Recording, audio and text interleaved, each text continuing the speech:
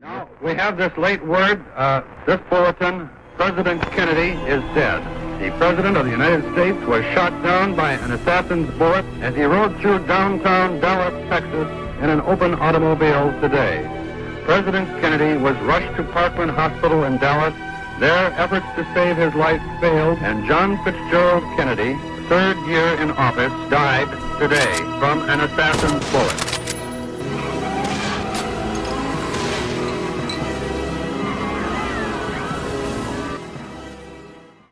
It is well known that Lee Harvey Oswald was claimed to be nothing but a patsy. I'm just a patsy. President. Possibly was the puppet act of the CIA.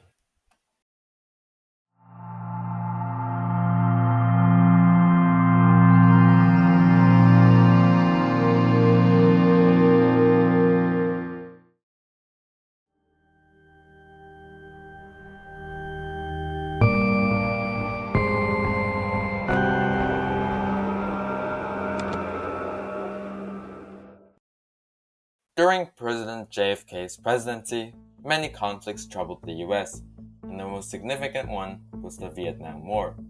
Throughout this war, the US battled to keep communism away from Vietnam. However, the CIA saw how it united the nation to a common enemy. To exploit this prejudice, they sent out many young soldiers who were forced to sacrifice their lives innocently. And after that, many protests came from US civilians. And with President Kennedy's power, he instructed that the war wasn't worth the lives being lost, set an order to retrieve them from Vietnam. This action, however, was viewed by the CIA as Kennedy taking their control away from the US population, along with the failed mission of the Bay of Pigs in 1961, which stained their reputation. The CIA was selling propaganda like candy and the wrappers on the floor where the soldiers' caskets were, which were swept under the rug for the sake of power. JFK wanted to splinter the CIA into thousands of pieces, so it's rather possible, since the CIA is known for its horrible reputation of human rights violation, just for the sake of power.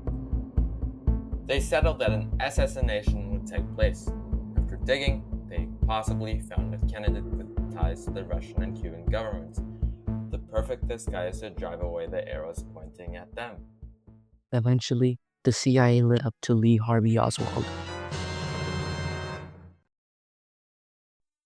a former U.S. qualified sharpshooter Marine and a Marxist who worked at the school book depository building in Dallas, Texas, having been hired on October 20th, 1963, a month before the assassination.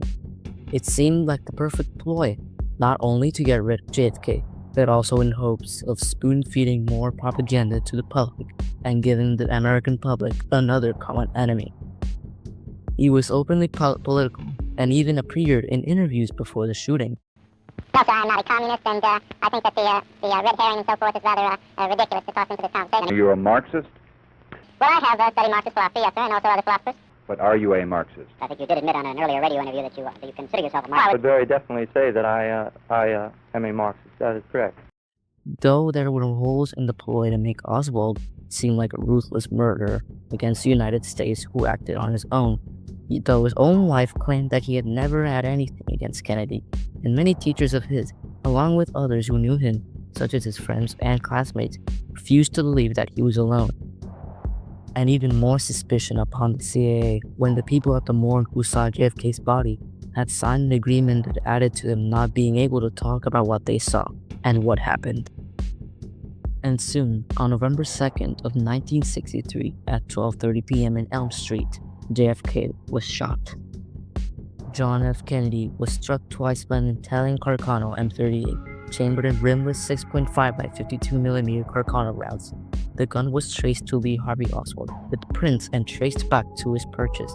His ownership is also confirmed by his own wife. Sometime after the shooting of JFK, an interview would be found with James Raul, who apparently saw Lee Harvey Oswald shooting JFK from the schoolbook depository. Were you able to get a pretty good view of the President's motorcade? Yes, sir. All right, go ahead and tell us. Didn't get too good of a view of the President either. I missed out on that too, but as they went by, they got Oh, at least another 50, 75 Pepsi past me, and I heard the shots. How many shots do you hear? 4. Did you observe anything about that time? Yes, sir. I looked up and saw the rifle, but I would say about 6 inches of it. Where do you see the rifle?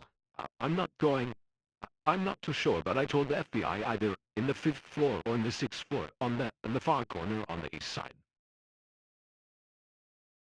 After Oswald successfully shot JFK, he ran away to his nearby theater in attempt to avoid arrest. During his escape, he was stopped by a police officer named J.D. Tippitt, who was shot by a .38 caliber revolver carried by Oswald.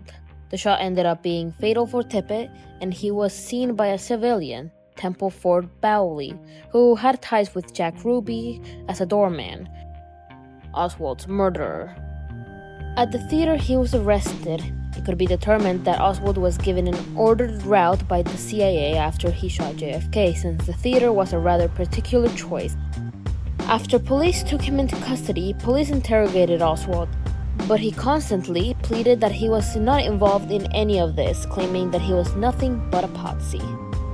2 days after the assassination, Oswald would be on live television in the police department. However, Jack Ruby, a Texas nightclub owner, shot Lee Harvey Oswald with an .38 caliber Colt Cobra revolver.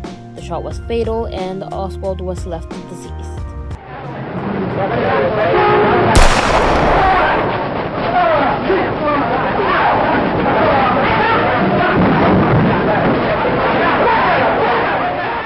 The cause of the act can be two ways: Jack Ruby's personal revenge against Oswald, or an assassination ordered by the CIA, since there are some speculations that Jack Ruby was associated with the CIA.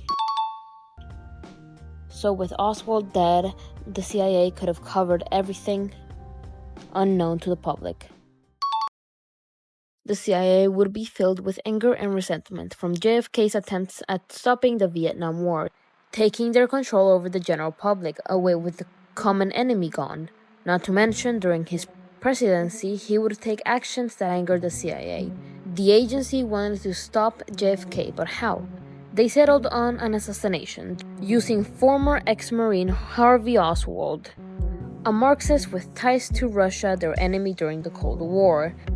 Lee Harvey Oswald acted out the CIA's actions, and it was a success. JFK was shot twice, and Oswald possibly escaped through the route that the CIA gave him, shooting Officer Tippitt in the way and eventually arrested in the Texas theater. However, his interrogations, he pleaded innocent, and on live television, nightclub owner Jack Ruby fatally shot him, covering up almost entirely what could have been dug out of JFK's assassinations.